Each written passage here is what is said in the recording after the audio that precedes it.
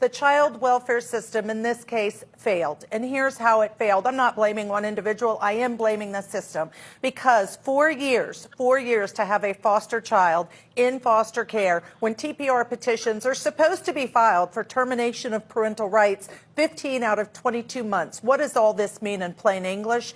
It means reunification is the first goal. The federal law provides reunification with family is the first goal to go back to those parents. But if that can't happen in the right amount of time, then that child deserves permanency somewhere else. And what happened is this child got stuck. The legal requirements weren't met. The right things weren't filed. So as a result, 4 years later, they had to return a child to parents who were not equipped to parent him. What do we do next?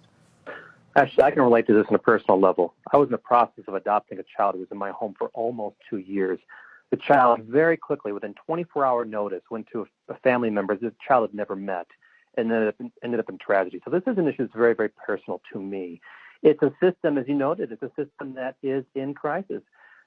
You noted there are more children coming into foster care, not enough caseworkers, not enough foster children. That's why the children fall through the cracks. It's time for the legislators to recognize this, and we need to make more, I don't want to say more policies. That's what we need. We need foster care reform in this fashion.